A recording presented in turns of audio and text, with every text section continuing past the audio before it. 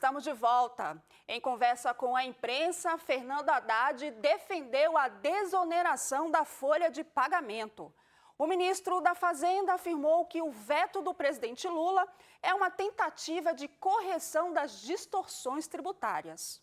A União perdeu 1,5% do PIB de arrecadação, em virtude do aumento do chamado gasto tributário. E nós estamos agora com um desafio de fechar esse déficit, combatendo o gasto tributário, seguindo a determinação constitucional de revisão dos gastos tributários.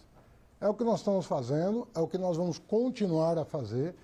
Nós ainda temos o ano 2024 para fazer uma revisão de outras despesas tributárias importantes que estão comprometendo a saúde financeira da União e dos estados e municípios.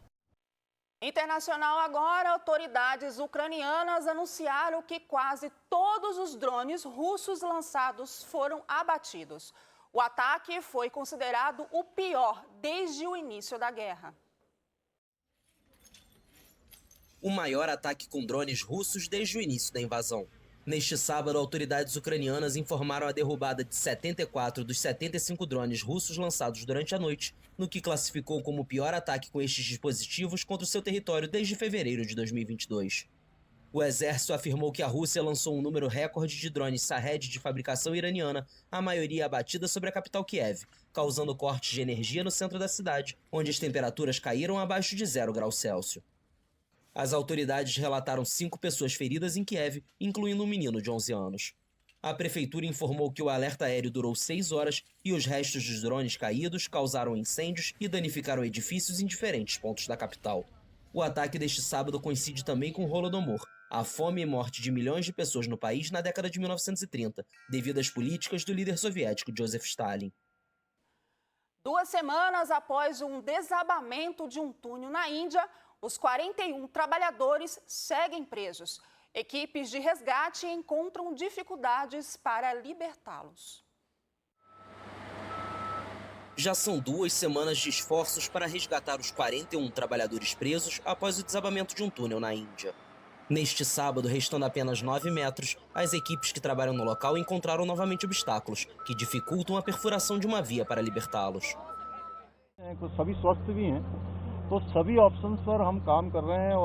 Todos eles estão saudáveis e estamos trabalhando em todas as opções. Só agora uma máquina de corte a plasma foi despachada de Hyderabad e esperamos que desembarque e chegue aqui ainda esta noite. A máquina vai acelerar o trabalho de corte. Também estamos orando a Deus para que os resgatemos o mais rápido possível.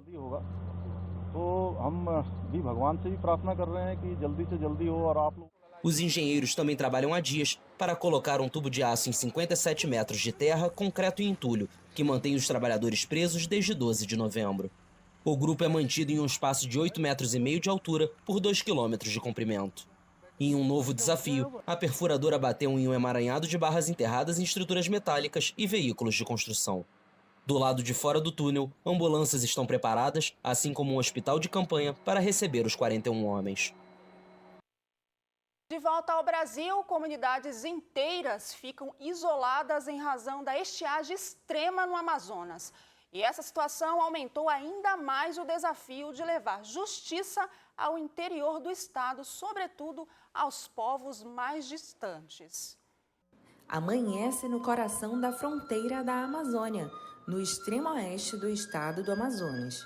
Nessa região, Peru, Colômbia e Brasil convergem, dependendo do mesmo rio, o Solimões. O cenário, que já era desafiador, foi agravado por uma seca histórica neste verão de 2023. Os 62 municípios amazonenses decretaram estado de emergência. Comunidades inteiras ficaram isoladas por conta da estiagem extrema, uma seca que também impôs inúmeros obstáculos para se levar à justiça onde ela é mais necessária. Foi nesse cenário que a Corregedoria Geral de Justiça do Amazonas transferiu temporariamente a sua sede para Tabatinga, na fronteira, com o objetivo de fortalecer a presença do judiciário nessa região, principalmente nesse momento ímpar da natureza. Levar a justiça aos lugares mais distantes, em um estado que tem dimensões continentais e inúmeras dificuldades logísticas, Não é tarefa fácil. Aqui nessa região, a distância se mede por horas ou dias de barco, e é nesse embate pela justiça que as parcerias são essenciais. A gente faz parceria com a FUNAI e a CESAI para o cumprimento dos mandados de intimação e citação nessas comunidades. Elas são geograficamente distantes, temos mais de 50 comunidades, então o oficial de justiça não consegue atender as intimações, os mandados, por conta própria, então a gente pede esse apoio à FUNAI e à CESAI, que acaba levando essas informações, os mandados para essas comunidades indígenas, e isso é feito através dos rios. Em Benjamin Constant, o oficial de justiça Railson dos Santos Guerreiro se prepara para enfrentar mais um dia de trabalho no interior do Amazonas. As dificuldades para levar as intimações ao cidadão não apagam a determinação desses agentes da justiça, que persistem, quebrando barreiras físicas para assegurar o acesso de todos à equidade. A estiagem foi muito grande, e temos aí, os oficiais de justiça estão certificando a impossibilidade de chegar em muitos desses locais. Então, notificações, intimações, audiências estão sendo que ser adiadas para um momento posterior. Aqui nós estamos a 2 horas de barco potente da cidade de Tabatinga, onde viemos para prestar serviços do cartório de registro civil. Como todos sabem, esses desafios são imensos, mas a nossa disposição de vencê-los é inabalável. A subida das águas do Solimões já é uma realidade neste mês de novembro de 2023. Um alento para quem tem esperança por dias melhores. Vamos falar de esporte agora. O fim de semana foi agitado na Série A do Campeonato Brasileiro. Na briga contra o rebaixamento, o Corinthians sofreu uma goleada do Bahia e o Coritiba foi rebaixado matematicamente. O Internacional ganhou e distanciou do Z4. No Beira-Rio, o Internacional venceu o Red Bull Bragantino e se afastou do Z4. Ener Valencia foi derrubado na área e o juiz deu pênalti para o Colorado. O próprio Valencia converteu a cobrança e garantiu os 3 pontos para os gaúchos, 1-0. No Maracanã, Germancano acertou um belo chute de fora da área para abrir o placar para o Fluminense. John Kennedy também mandou uma pancada na gaveta e ampliou para o tricolor carioca. Gessé Rodrigues descontou para o Coritiba no final, mas não evitou a derrota, 2-1 Fluminense. Com o resultado, o Coxa foi matematicamente rebaixado para a Série B. Na Neoquímica Arena, o Bahia aplicou uma goleada histórica no Corinthians. Rezende fez o primeiro dos nordestinos. Cauli marcou o segundo em chute cruzado.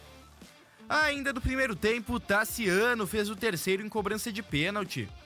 Na etapa final, Renato Augusto até diminuiu para o Timão. Mas o Bahia seguiu o massacre. Ademir fez o quarto após sair cara a cara com Cássio. Em mais um pênalti, Tassiano anotou mais um e definiu o resultado. Corinthians 1, Bahia 5. E na briga pelo título do Brasileirão, o Palmeiras empatou e viu o Flamengo se aproximar da liderança. Já o Botafogo tropeçou mais uma vez e caiu para a 3ª posição. O Atlético Mineiro também segue vivo na disputa.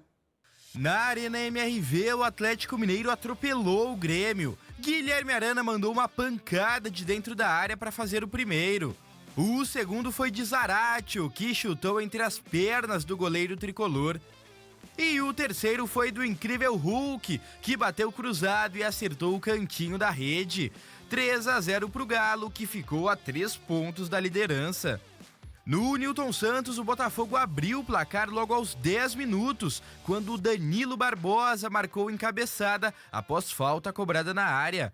A vitória era do Fogão até os 44 do segundo tempo, momento em que Soteldo cruzou e Messias cabeceou para o gol para empatar para o Santos. 1-1 placar final, resultado que deixou o Botafogo em 3º lugar. No Parque do Sabiá, em Uberlândia, Everton Cebolinha completou o cruzamento na área de cabeça para pôr o Flamengo na frente do América. Pedro recebeu livre na área de Bruno Henrique e ampliou a vantagem do Mengão.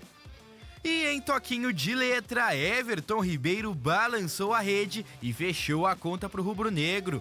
3-0 no América. Agora o Fla é o vice-líder. No Castelão, o jogo foi quente. Quem saiu em vantagem foi Fortaleza. Thiago Galhardo fez pro Lion chutando no cantinho. O Palmeiras empatou no segundo tempo nesse chute de fora da área de Rafael Veiga. Mas apenas 4 minutos depois, Caleb saiu cara a cara com o Everton e recolocou o Fortaleza na frente. O Verdão não jogou a toalha e deixou tudo igual novamente com Zé Rafael. Final 2-2 e Palmeiras ainda na liderança. 2 jogos do fim de semana terminaram em 0-0. Atlético Paranaense, Vasco e São Paulo e Cuiabá. E hoje, a partida entre Goiás e Cruzeiro, que vai encerrar essa 35ª rodada, acontece às 9 horas em Goiânia. E terminou nesse fim de semana a Série B do Brasileirão. Foram definidos os últimos classificados à Série A e as equipes que caíram para a 3ª divisão. No Moisés Lucarelli, a Ponte Preta goleou o CRB. Pablo Diego fez o primeiro e o segundo gol da Macaca. Paul Vidiero marcou o terceiro e fechou o placar. 3-0 Ponte, que se livrou do rebaixamento.